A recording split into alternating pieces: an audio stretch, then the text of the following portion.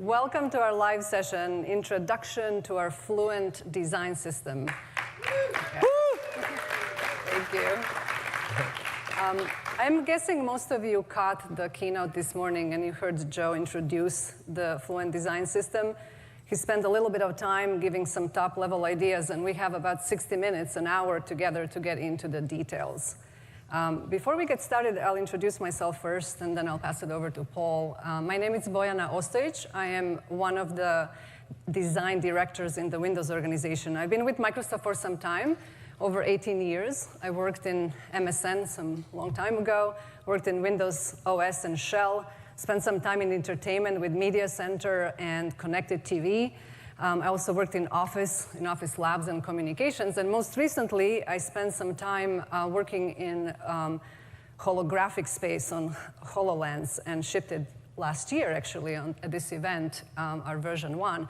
And now, in the recent time, Paul and I have been joined at the hip working on the Fluent Design System. And we like to joke that if it wasn't for the difference in our eye color, people have a hard time telling us apart. We spend so much time together. So, for me, the most important thing for this whole time I've been working at Microsoft has been focusing on user experience. I worked both in the design side of the house as well as engineering, but nonetheless, user experience has always been my passion. Coming at it from the function side, understanding really what's at the heart of the matter, what do people really care about and want to solve, what are the problems they have, and also from the more form-giving function and emotional side. How do you connect users to the applications and experiences in a way that actually lose themselves in those experiences? And like I said, joined here with Paul. Do you want to take a few minutes to introduce yourself? My name is Paul Gusmarino. I work on the user experience platform.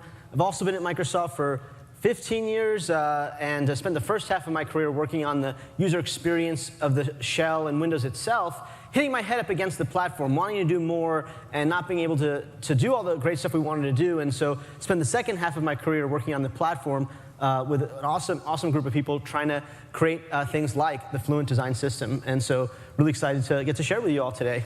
All right. So what can you guys expect from this next 60 minutes that we spend together? We're first going to take a quick look at why should this matter to you? You know, what's behind the Fluent Design System? This is something I spent quite a bit of time thinking about, and I want to share with you some of the insights that we have and some of the ramifications that you as developers and makers community should be aware of and care about. Then we'll actually spend bulk of the time of the session in looking at the examples that are being built into the platform. Paul is going to take us through these innovations. We're going to look at some of the Wave 1 elements that are going to be available shortly for you to use, and also some of the new things that are coming up in Wave 2 and around the corner some months from now, some interesting explorations that continue to evolve the design system.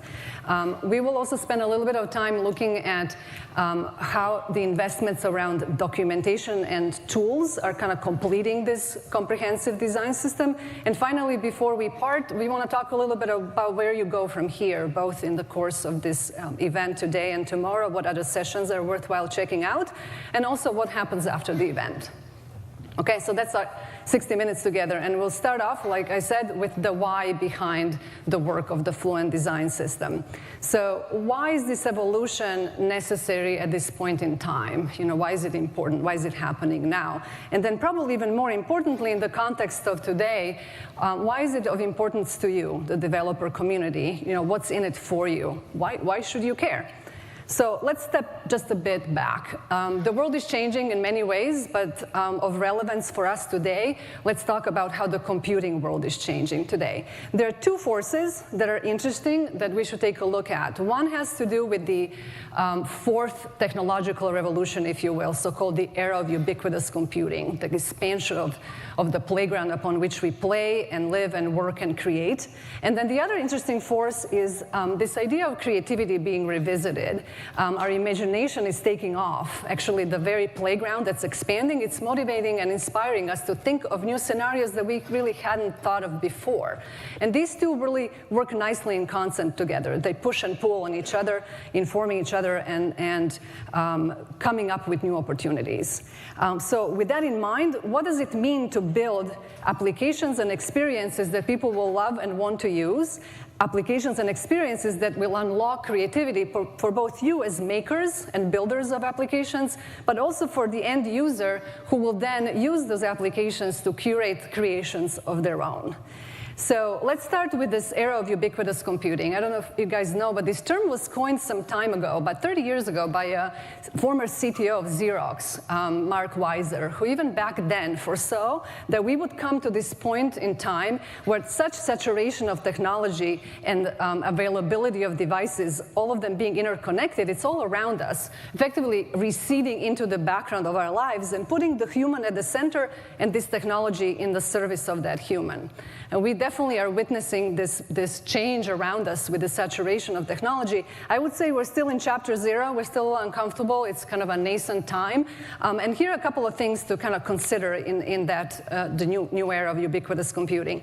If we start with the very familiar characters that you all know, this is your 2D or flat screen devices, anywhere from the wrist watches to the laptops and phones to TVs and PlayStations.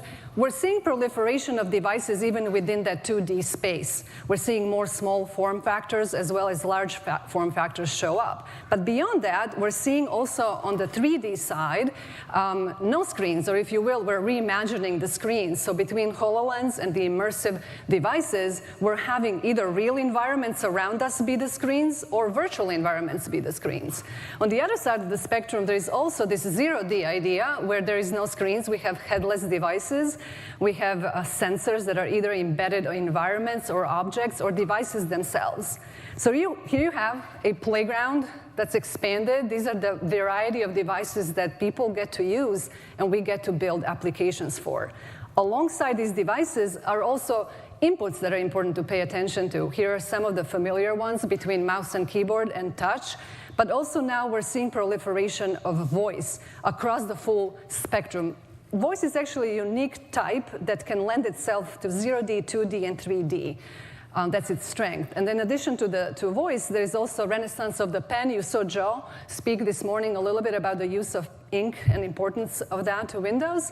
We're seeing some new accessories like Dial for Surface Studio, and then on the holographic side, some new accessories that were even announced today. There's gesture and gaze on the holographic side, and then also presence as an interesting input on this playground.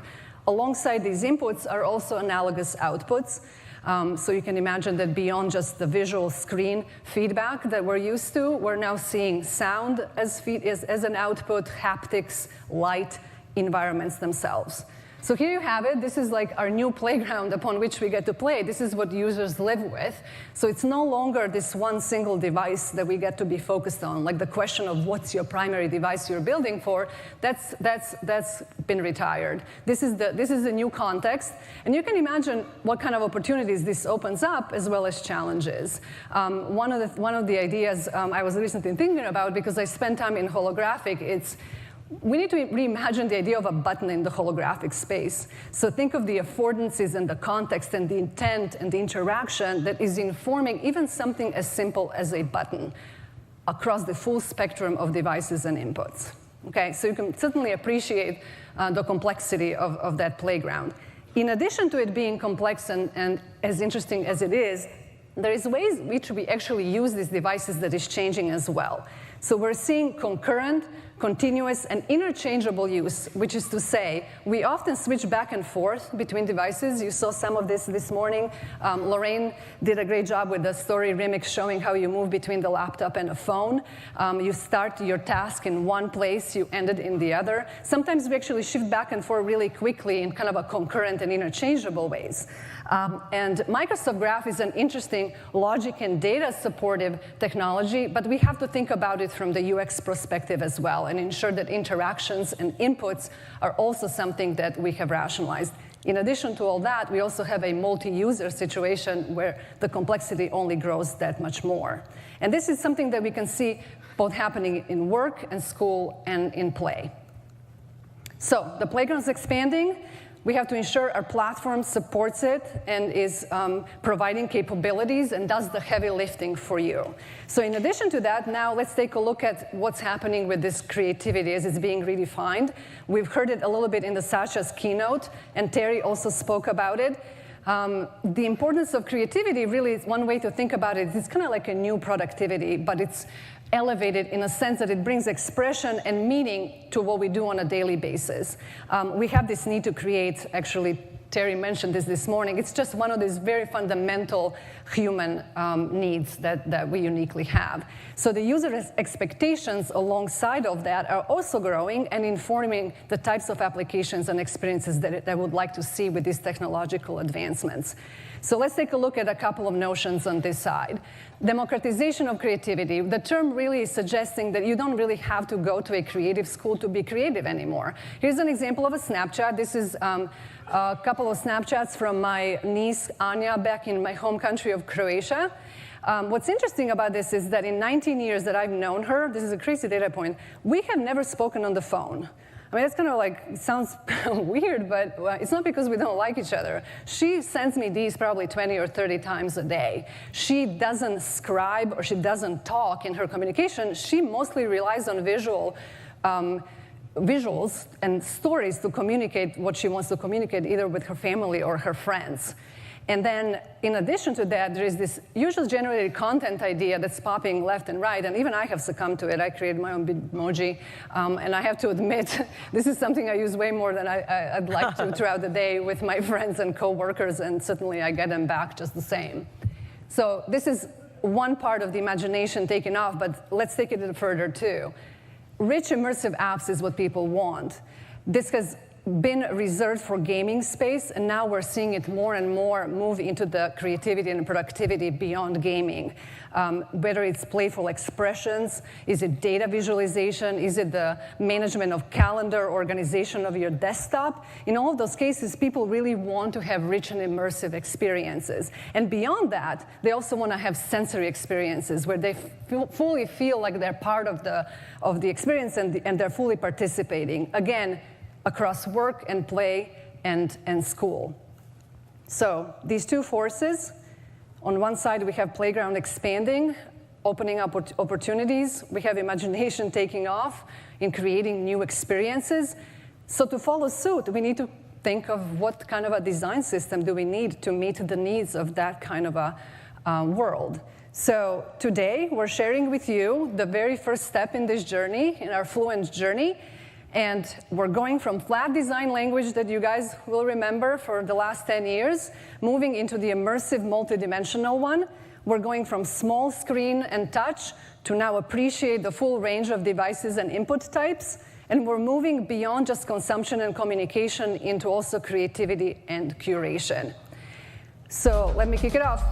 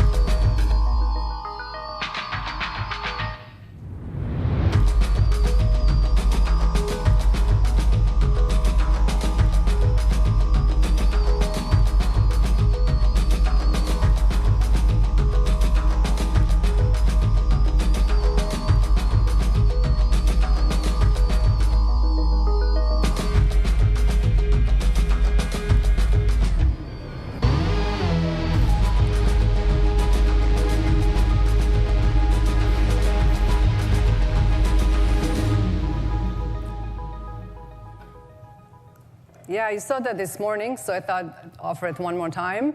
Very excited about our Fluent design system and the 5 main building blocks: light, depth, motion, material, and scale, all coming together in concert to provide us with these necessary ingredients and qualities that we want in order to achieve the richness and the immersion, and also something that works across this complex world of devices and inputs. So let me quickly go through each one of them before I pass it over to Paul for some very specific examples that will bring to life these particular building blocks. So first, let's start with light.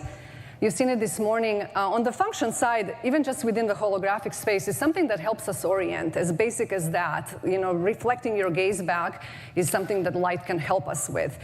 Even in the headless space, if you think about headless devices space, that is where the signal and the handshake happen through a visual cue, so light comes in very handy. Beyond just function, if we look at more on the form and emotional side, light certainly has a very specific mood that it creates. It's something that makes you feel like you're moving fluidly through your experience. It has a kind of ephemeral, ethereal quality, and it's something that we know, especially with Generation Z, there is more and more of that need, especially to feel immersed in the experience. The next one is depth. So the first one that comes to mind is just visual depth, but there's also spatial sound that takes advantage of depth too. Again, inspired by the holographic and immersive space, but also gaming. In gaming, it's in particular important for the sake of participation and, again, immersion. How can depth help us potentially solve some old problems in new ways when we bring it to the existing 2D flat screens and devices? And then also, I was thinking how we have 2 axes to date, and now this is the third one. That's like 50% increase in capacity to actually start creatively solving problems. And another thing is that it doesn't just help us organize and focus when you think of depth, it also creates opportunity to establish certain relationships and meaning that perhaps we couldn't do without the z-axis. Then we have motion. What to say about motion? It's what makes us feel good. It's something that just looks great and breathes life into everything that we do. It establishes context as well. It helps imply a relationship between things as you move from one piece of UI to the next. If you move from content to content, it kind of gives you that continuity of experience and a dynamic feel. Then we have material. Something that also has been explored a lot in the holographic space. It has to do with really wanting to touch and feel things. It brings warmth. It has texture. It has emotion that it kind of breeds into a personality of a system. And it also helps establish visual hierarchy. And then finally, scale. It's been said a lot, but it's now beyond just the 2D devices. We have to think about how do we create adaptive, responsive, intelligent UIs that are spanning across this whole ecosystem of device and inputs types that I described. So to bring it all together here, with Fluent Design System, we're looking to unlock everybody's creativity by enabling immersive and multidimensional experiences that adapt and respond to multiple devices and inputs. And I'm going to hand it over to Paul, who is going to walk us through wave 1 of specific investments that we're making in this space. Those are in the works and will be available in short order. They're already being employed by our first-party apps. Windows Next apps are employing them. UWP apps in Office are employing them. And also we'll take a look at some of the wave 2 investments and explorations that are happening that will be coming in the months from now. Over to you, Thanks, Paul. Bo. Thank you. Let's switch over to me. Yeah, 7. Thanks. Hi, so thank you, Bo. So before I actually go into what's new in this first wave, I did want to point out, as Bo mentioned, if you're a Windows Insider, you may already be starting to see a bunch of Fluent Design because a bunch of apps have started adopting these first wave and are already shipping out to Windows Insiders. And even if you're not a Windows Insider and you haven't been seeing them yet, you might, let's get that PowerPoint clicking. You might be seeing the press. And we're pretty flattered and humbled to start to see just some of the things people are saying already, just with these very first flights of these apps that have been going out. So we're all really excited about that. I don't know if any of the people who wrote any of these things are in the room, but thanks. The reason that you're starting to see these things is that we're taking a very different approach with Fluent Design and how we bring that to life compared to how we've done design systems in the past at Microsoft. We're bringing this to life through a series of waves. We're incubating ideas. We're developing technologies and validating them through apps and experiences, and then bringing them to scale through the platform. And this really means that all the things you as developers get in this first wave of Neon and in subsequent waves of Fluent Design have not just gone through lab tests, but real-world telemetry and real-world usage by millions and millions of people. And we really want to try, we want to learn, we want to work with all of you to get to the best possible design system for all of us to meet this world of computing that Bo so eloquently talked about. So let's dig into some of the specific innovations and things that are available in this first wave of Fluent design. I want to start with what we call Reveal Highlight, which is a new interaction visualization that uses that notion of light that Bo talked about. Does anyone know what this is? This is we call this a red line. This is showing all the different interactive visual states of the button control today. So if you hover over a button, if you press down on a button, if you move keyboard focus onto a button. And one of the things you'll notice is that all these states today are binary. On, off, hover, not hover. This fundamental interaction model, you see this everywhere. It's not just buttons, but toolbars and menus and hyperlinks, and every interactive element almost you encounter today on any system has this binary interaction model that's largely unchanged since the dawn of the graphical user interface. Now consider for a moment the world of mixed reality. Imagine you put on one of the Windows mixed reality headsets that were described this morning to watch a 360 video, such as the Emmy Award-winning film Invasion from Baobab. Maybe you're using gaze input. Maybe you're using a 6-DoF controller. However you're doing it, how do you know what the UI is that you can interact with versus what's just part of the 3D environment? How do you know specifically what you're about to go click on? That's where Reveal Highlight comes in. See that glow that shows while you're interacting? See that border that illuminates to show the specific element that you're about to click? With Fluent Design, we're bringing this fundamentally more natural, more beautiful, light-based interaction model to the entire matrix of devices and inputs as a new fundamental interaction visualization. And so let's do a little demo of that with the wonderful, one of my favorite apps, but I just love math, the calculator. How many of you have played with this already? The calculator with Reveal. It's really fun. All right, so here we go. Here's the calculator app, and I'm actually gonna, I don't know if you guys know about, there's this thing called Magnifier, WinKey Plus, and you can zoom in, so it's kind of fun to see it this way.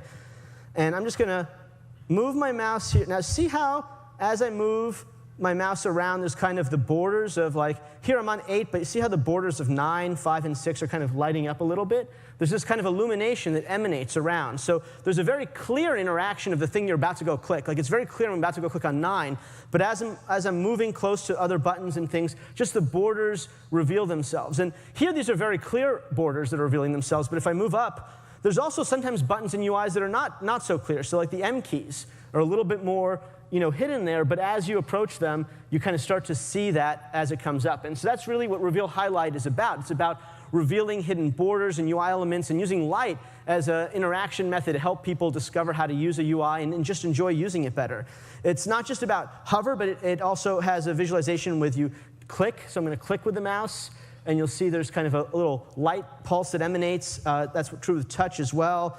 It also has a keyboard version. So here I'm going to hit the -1. I'm going to, let's see here.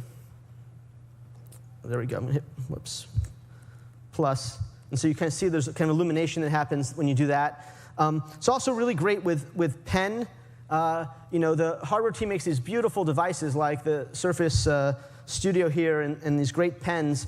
And we would like to make software that's worthy of running on these beautiful devices. And so here, one of the things about the Windows Pen, is as you get close to the screen, it actually detects that you're approaching it. So it actually has a little bit of hover. And so you can actually enjoy that kind of illumination as you're getting close to the buttons kind of before you click on them. So it's just really nice integrated kind of interaction model that works with all the different inputs, the keyboard, the mouse, touch, pen, in this really natural, wonderful way. And so that's Reveal Highlight. And let me talk a little bit more about it. That's a demo of it with the great calculator app using it. Here's the People app. It's another app using it. Common controls like list views and grid views have built-in support for Reveal, making it very easy for you to get this very sophisticated interaction visualization in your apps. So here's People, and you can see both a list and a grid type of scenario, making use of it. It's really applicable in a very broad range of scenarios where you have grids and lists and other groups of content. Here's Start kind of case. Again, there's different interaction visualizations with different inputs. So if you tap, you get that kind of luminescence, that light that emanates. It's even smart about rich gestures. Like if you long press, like you might do to get a context menu or to start a drag and drop operation, there's an undulation kind of light that comes out of that. So it's a very comprehensive interaction visualization model that works with all the different sets of gestures and inputs and controls you might want to do. And not only is it built into the controls of the platform, but it's layered in architecture in a way that makes it easy for you to start adopting it even in custom controls you may have written. And so I'm very excited to be able to show, I think this is the first time we're showing the OneNote app from the Office team using Fluent Design. And this is real code. This is a screen grab of their actual app. And they've updated their ribbon control, which is a custom control they have, to use Reveal in this very beautiful way. And so it's very straightforward for app developers who have custom controls to also start to adopt this visualization in addition to using the built-in controls that have it. This is another app from the Office team, the Mail app. And it's great. This is a really sophisticated application. I know a lot of people at Build make sophisticated business applications, a lot of complex content, rich content. So it's great to see that there. Here's the Mail app in the dark theme. I know some people like light themes, some people like dark theme. It works great in all these different themes and colors and personalities you might have. And it's just a really great new interaction visualization that uses light, Reveal Highlight. And something you might see in this screen here of the Mail app that I haven't talked to yet, but it's kind of been an elephant in the room, is the way that sunset beautifully illuminates and comes through that pane on the left. And that brings me to the next feature I want to talk about, which is acrylic material. And this is a new feature that uses that material kind of design concept that Bo talked about earlier. To see that, let's look at the calculator app again. Look at the background of the calculator. Once I activate it and I drag the window around on the screen, again, you see how the light and the colors from the desktop illuminate the surface from behind. And I just want to be clear, that's not just transparency. It's not just blur even. There's something far more sophisticated and beautiful and natural going on here. To contextualize acrylic material, think about the way people design experiences today for PCs, for mobile, for web. We all basically just use some color palette. This is a very nice color palette. This is the Windows. This is the Fluent Design color palette. It's beautiful. It's a very rich palette. But with Fluent Design, we asked ourselves, what if the creative palette we built our experiences on was not just solid colors, but was materials, visual building blocks that adapt and react to their context, just like surfaces in the real world do? Would that allow us to create more engaging, more natural experiences that are delightful on our 2D devices, as well as in mixed reality worlds? And materials, when I talk about this, we're not talking about some pre-canned images that someone made and just started gluing onto places. These are effects graphs and sophisticated computer graphics techniques that usually are reserved for the world of gaming and video production. And with Fluent Design, we wanted to unlock these for you and make them available easily for a whole ecosystem of apps to benefit from and use. And we're really excited about this. In this first wave, we're introducing what we call kind of the first material, acrylic, that you can use. It's very simple and flexible. And it kind of has a dark and a light manifestation, supports a bunch of opacities and tints. And I want to be clear, it's not some special sauce where Microsoft is just using this for our window borders or something like that. We're actually giving this to you, for you to use to build your apps and your UIs in the ways that are great in the context of your actual experience. It's not about the system's experience, it's about your experience. And it's a very rich thing. It has not just many layers of background and Gaussian blurs and exclusion blends and color tints and overlays and these tiled noise textures. So there's a lot of visual richness to what's going on here. It also has a lot of policies built into it. So when you use it, we'll guarantee a lot of things like the right accessibility and power and user settings being respected and that kind of stuff. In terms of how you apply it, here's another great app. The apps team has made Voice Recorder. I don't know if you've ever played with this, but I really find it useful. Sometimes when I'm preparing for a presentation, I'll make little voice notes for myself. Anyway, this shows how you can use acrylic to create visual hierarchy in a really great way in an app, in a really beautiful way. It's very common to use acrylic for navigation chromes, or if you have multiple panes, you can use different levels of opacity for the different panes, as you see here. This is the Alarms app using acrylic. And they're using in the panes on the top and the bottom there, the commands. And I think this does a really great job of showing the sense of dimensionality that it creates and the way that users' personalization can shine through. They've used the user's accent color to tint this app. The desktop background the user picked is shining through here. So really, acrylic allows you to create experiences. The personality of the user and the user's preferences come through in a great way as well. And by the way, these are all real shipping code, these things I'm showing, which is just fantastic. Not only can you compose acrylic with the background of the system, but you can compose it to create layers within your application. So here's the Maps app, also video of real code, is using it to be able to extend their map edge to edge within the application so that it can take up all the space, and yet they can still have UI in Chrome that's still legible and easy to use, but in this nicely layered way. This is another app, the Xbox app for PC, and so I want to thank them for letting us show this screenshot. It's also the first time this is being shown. And this is a great example of how Fluent design and acrylic material can help really sophisticated apps with lots of panes of content to them. Sometimes you just can't fit all the things on the screen. Even on a large screen, people build very sophisticated applications, have lots of content and things in them. And you sometimes have to have layering and panes and things that overlap. And acrylic and materials and Fluent design help you do that in a way that's much more harmonious and integrated and seamless with the rest of the experience. So as that pane kind of came in there that you see on the left. And it's not just when you have a lot of content on your screens, but maybe your app is running on a TV, on an Xbox. This is the Groove app running on Xbox. And in that case, when you have a 10-foot experience, you have to make all your UI quite big so people can see it from far away. And so you don't have that much screen real estate, actually. And so it's another case you have to do more layering in the app. And things like acrylic help you do that. Here's a picture from Edge of how they're going to use acrylic in the tabs area. It's kind of fun. You can click on that little arrow and peekaboo. You can see the thumbnails there. One point I want to make about this is the team did a usability study on this, a small one with users on campus, but people reacted to this. And they said, oh, wow, this feels so modern. This feels so fresh. It feels like there's something new and great going on here, but I can't put my finger on it. And that's one of the things that we think is true about Fluent design and a lot of these innovations is it just creates this feeling that you have, this emotional reaction as a user, that you like it, that it feels more modern and fresh and personal and great, even though it's subtle and it's nuanced, and that's intentional, because we want it to be something that you can enjoy using day in, day out, all the time for core experiences, things like the web browser that you have on your screen like all the time. And it's great for ephemeral experiences. So if you have an experience you're trying to create where you want to be something that you kind of lightweight and go use and then get back to other actions and other activities you're doing, acrylic is a great tool that you now have for the cases like that. And this is showing a concept of how that might be applied here.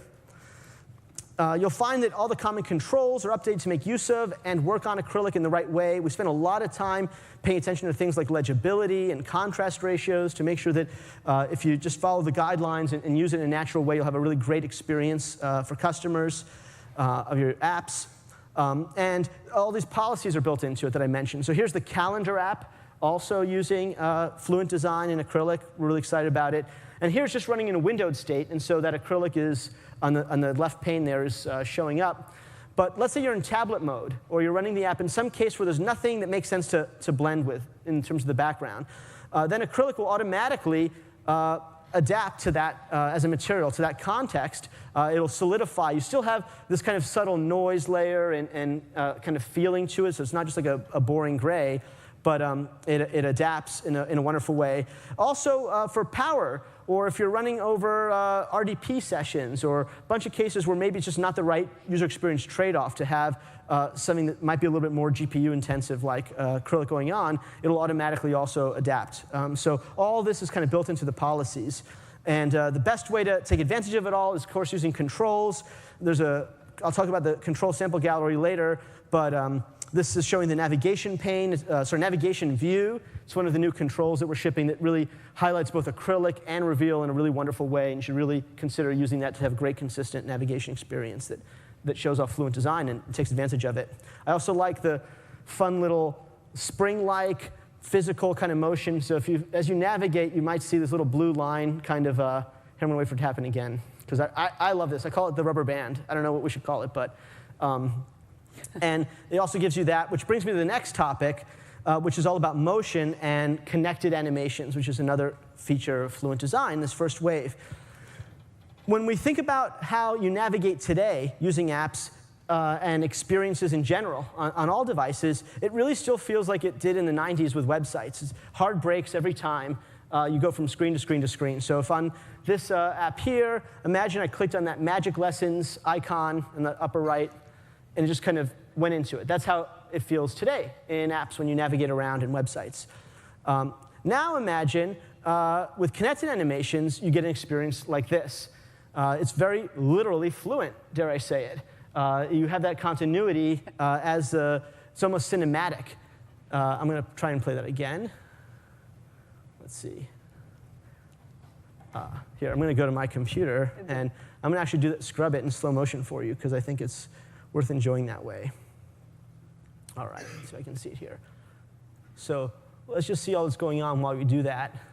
And you can see there's an element, that element's moving, but there's also other choreographed animations and things that happen with that. And that's all the kind of stuff you can do with the platform. And just getting started with it is very simple with the new connected animation services that we're providing, and just really let you make these experiences that are just phenomenal.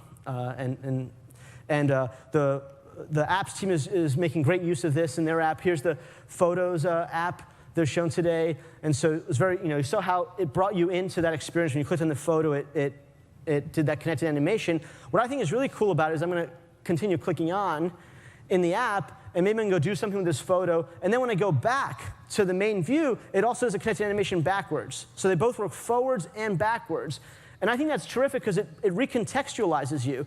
Sometimes in an application, you kind of go up a level, and that's when you get lost. And so connected animations are useful not just when you're drilling in, but also when you're drilling out to recontextualize you. And so that's just a really great job they did with that there. Here's a very sophisticated UI also in the Photos app, where you're taking a story and you're wanting to go edit it, and look at that beautiful connected animation as they go from one screen to the other.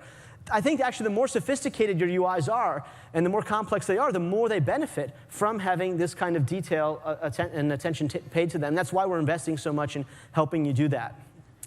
Next I want to talk about what we call conscious controls. And rather than one specific feature, it's more like a category of features and investments that we've been making. We all know about responsive design. Responsive design is when as you resize a window or move it around, it adapts and relays stuff out. And we've really been thinking about what's the next step in that direction. What if UI wasn't just responsive, but it was conscious? It was taking into account your intent, what you were trying to do, what you meant to do with the UI. And what if we could have controls that adapted to that better? And I want to show just two quick examples of that. The first one is going to be here, is just the humble little scroll bar. And it's a small improvement, but I think it really paints this picture about what's going on with conscious UI. And so I'm sure we've all run into the case where we've have windows where the content doesn't always fit, and traditionally you get a scroll bar that shows up. So when I move my mouse over here, you'd see a whole big scroll bar. Or if I was using a trackpad and had moved my mouse there. With conscious scroll bars, they really only show up when you just go right to the edge where you need it. And especially if you think about cases where you have multiple panes of UI. So if I go into this, for example, I might have multiple panes here. So I have a pane here and I have a pane here. You don't want like a million scroll bars showing up on your screen just as you're moving your mouse around. It's really distracting. And if you think about the new input modalities people are using, they're using precision touchpads where you can do gestures directly on the touchpad. They're using touchscreens. I know not everyone in the industry has touchscreens on their computers, but we do. And we think that's really good. And so we want to help people really make the most use of that and enjoy that. So that's conscious scroll bars. Just one, again, it's a small change, but it shows this kind of trend in this direction of making things that scale, that idea of scale that was talked about with Fluent. And another thing that falls into that bucket is, and I think you've seen this in the keynote as well, this idea of text boxes being conscious to how you're interacting with them. If you went and used a pen to go tap into a text box, let me handwrite directly into that text box. And so I think you're going to see a set of features in this upcoming release and more features where controls and UI is conscious of how you're trying to use it, what you're trying to do with it, and adapts not just kind of retroactively, but proactively. And then finally, I want to end with perspective parallax, and that's this idea of depth that's been talked about with Fluent Design and how we can help you achieve that.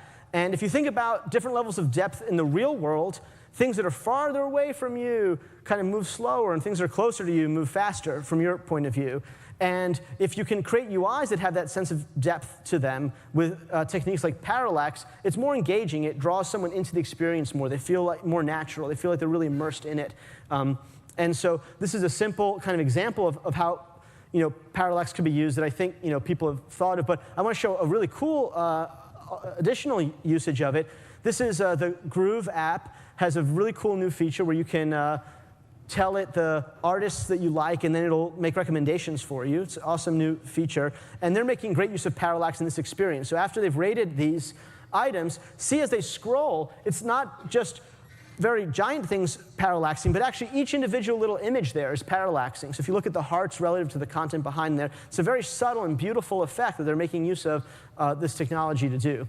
And it really creates that je ne sais quoi, that little subtle thing, but you're more immersed, you're more engaged with the experience. And people can take it even farther and do even richer experiences, as you see here with this store experience. So that's kind of what's in wave one. These are all just different little ingredients of it. But what's really powerful is to see how they all come together into end-to-end experiences that users get. And the apps team made this fantastic video that I wanted to show you of these are all real code apps. These are just screen grabs of the real apps, of real code they're shipping to you using the platform that show how this all comes together. And I wanted to show it for you right now.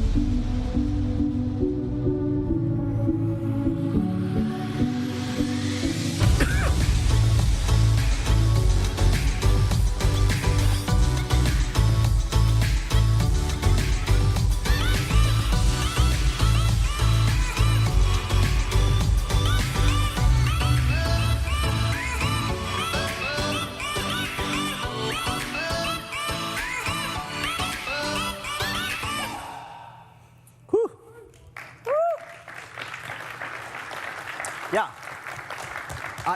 those are fantastic. And if you go to the 4th floor north lobby, the apps team has a booth where you can go and check these all out. And you should definitely go and play with them, because there's nothing like experiencing them firsthand to really let you see how wonderful these experiences are. So that's kind of what's going on in this first wave. But I said that Fluent Design is coming out as a series of waves. And so I thought it'd be appropriate to kind of invite you to join us on what's coming up next, and how can we get your feedback and your input and your participation in all that. So I wanted to show just a couple of things from Next Wave Thinking, just to get kind of the brain juices flowing. And the first one is 360 media playback.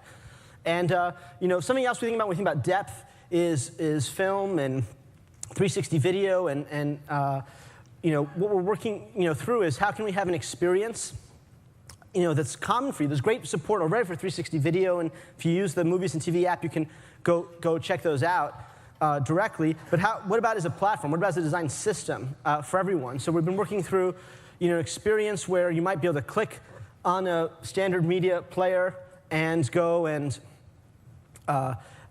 get a great experience for playing 360 video with all the right UI affordances that would support both going into full screen mode, so where you can be fully immersed on a 2D device. But you might think about, what happens if I take that app and I run it in a mixed reality environment? Well, that same UWP app should run, and you should be able to have that same full screen or full app experience play, and you should be able to go truly fully immersive, because you're in a truly immersive environment. And so you'll be seeing a sample coming out soon that shows you how to do that. And that's one of the areas where we're innovating on. And it shows, again, that kind of cycle of joint innovation we're trying to do across apps and platform and all of you. And if you go to talks later today, you'll see that we'll start to show you some of the lower level APIs that we're exposing kind of under the hoods that aren't as pulled together as a design system level thing, but start to give you capabilities to do these sorts of things that we'd love for you to play with and give us feedback on and be part of helping us define Fluent design. Another one I want to show you is conscious headers. And this is a screen grab from the Groove app that makes use of this feature. Again, it's that idea of conscious controls. And I might click to start it. And so you see as you start panning, it kind of resizes and rearranges that UI. This is actually pretty hard to do on a large screen. If you think about all that you have to think about to rearrange a UI like that. Where's focus go? What elements stay? What elements go? It's not just like hiding something off screen when you scrolled it, like you might do on a small phone screen, maybe. On a large screen, there's a lot more UI, and so there's a lot more stuff to coordinate and think about. And so they've done a great job with this concept and think about how can we make this easy for everyone to do. And there's a whole kind of list of other topics. Speech, Z-depth layering. I'm not going to show anything now, but as a plug, if you come to the 2:30 talk, James Clark and I are giving, we might show a cool demo of where some stuff might be going there. Spatial sound that Bo mentioned. So there's a bunch of other ideas kind of in the pipeline we're starting to think about, and we really want to hear from you, about your needs and things as we do this together. All right, and so now I want to talk about how do you get started with all this stuff. I showed you some of the cool stuff available, and I wanted to start this by just doing this slide here. That I really like this slide. We'll see if you like it too. But today, I know that a lot of developers, when Microsoft has a new design system, they're excited about it, but it might feel a little bit like this.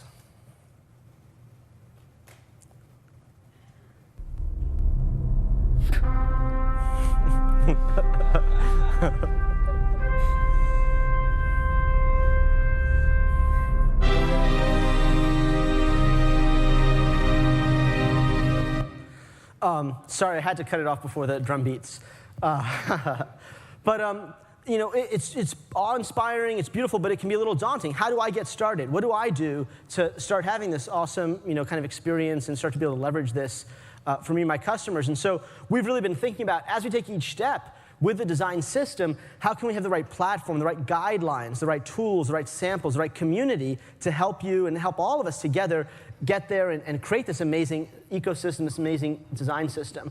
And so I want to show you some of those things. There's terrific platform support for everything you're seeing here. There's tons of new controls and high-level building blocks that you can use that exemplify and build in this Fluent design system. And below them, there's tons of composition APIs and platform APIs and input APIs and framework APIs that sustain and enable all this. And so there's a lot you can come and learn about. The sessions later today, the session at 2:30, James and I have. The session after that Tim and Ashish have. We'll talk about the sessions in a minute, but there's a lot of great platform support for this.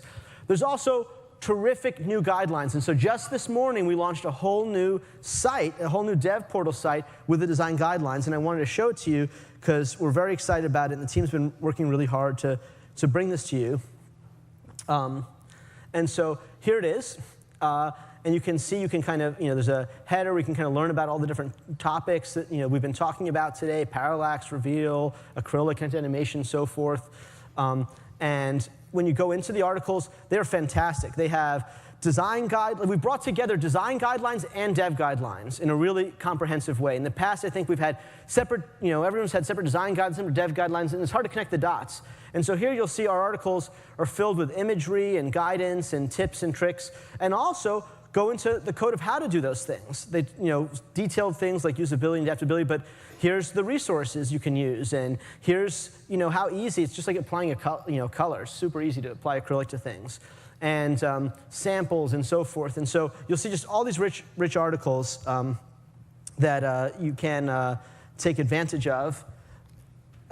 And the other aspect about this system is that we also want to welcome your contributions to it. So you can actually, there's an edit button here now. And so if you think that there's something we should say differently or better, you have a better idea of how to explain something or something we should be giving guidance on or standardizing, come and click edit and come participate in the process, and we'll review that and fold it in the right way. And so we're kind of really excited about the new design guidelines site, and you should definitely come and check that out as developers. This will really help you. All right. Also, samples. People tell us, oh, we see these great things, can you give us better samples? And so we're launching a new XAML controls gallery sample that has all the controls and these new building blocks like acrylic and reveal and so forth all in it that you can use. And these are all the high-level kind of things you can just kind of like put together and make your app with this Fluent design. And for those who want to dig under the covers, there's also a fantastic Windows UI Dev Labs sample. Got to move my focus back onto the PowerPoint slide, and then you can get it. And you should check that out as well. That's available actually on GitHub today. And stick around for some of the later talks to learn more about those. And then tools. You know, there's the great live edit and continue work that's been done with Visual Studio. And that's super relevant when you're trying to work with these dynamic applications, these Fluent design system applications. Because if you think about an animation or something like acrylic, you really want to debug it and edit it and review it in real time with what's it like on the specific background it's on right now, in the specific animation state it's in right now. And so live edit and continue lets you do that. Here you see editing the opacity of an acrylic, for example, while it's really running, which is great. Pardon me. But we know there's a lot more than just dev tools. People really want great design tools. And so we're very excited today to be launching a whole new set of design kits for Fluent Design that work with all the popular programs that you use to design your experiences, Photoshop and Illustrator and classic tools like that, but also a new generation of tools like Adobe XD. And Adobe's actually here. They've been a great partner. They built Adobe XD is a UWP app. We're super excited about that. And they have a theater session. You can go learn more about it. But what this is showing here, this video, is how you can actually quickly prototype a Fluent design system style app with those things like acrylic, with those new controls in Adobe XD. And I'm going to kind of zip through it using the design toolkits that we're shipping. It has everything in them. There's the fonts, the Sego MDL font with over 1,000 icons is now available for you to use, which is fantastic. The type ramps, colors, palettes, you know, all the new controls, like this new ratings control. I think they've got that in the kit as well, as we'll see later here in the video. So it's just fantastic. So everyone here is a designer and uses these design tools. There's great first-class support for Fluent Design already with this first wave, and we're excited to keep supporting you in that way on this. So that's you know, what's going on with Fluent Design and how you can get started on it. And we wanted to talk about where do we go from here. So I guess, Bo, you want to come back up with me? And this is our, you know, get your cameras ready, kind of other stuff you should come see.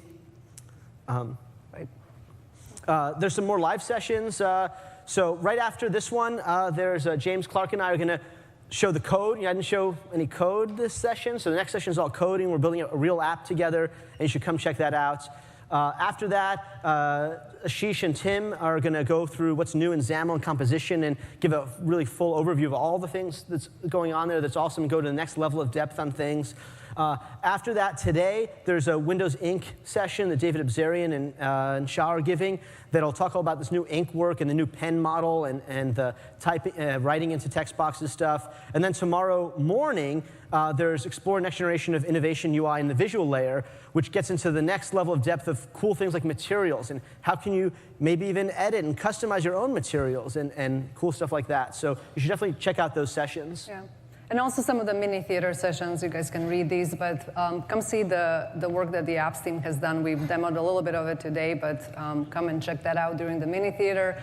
And the other ones you can read. Please take a photo. We have one more slide coming after this. Just some of the locations in the building that are worth checking out. Paul mentioned them earlier. There is a Fluent Design Lounge, the Remix workshop as well, and there is a beautiful UX booth on the main floor. Tomorrow we'll be doing a Channel 9 Live interview as well, so something to pay attention to as well. And then finally, just bringing us to the web and social media, some of the links that we've shared with you just now, and some of the other things that you can check out. There is a little microsite we launched. Developer tools have been updated. You can follow on Twitter. You can tweet about us as well. And then finally, we're launching a LinkedIn group for you as creators to join our network. We want to continue this dialogue with you. As Paul has pointed out a number of times, we wanted this to be more of a back and forth, to be a co-creation act as we progress through the waves. Okay? So, thanks. Yep. That's us for today. Thank you very much, everyone.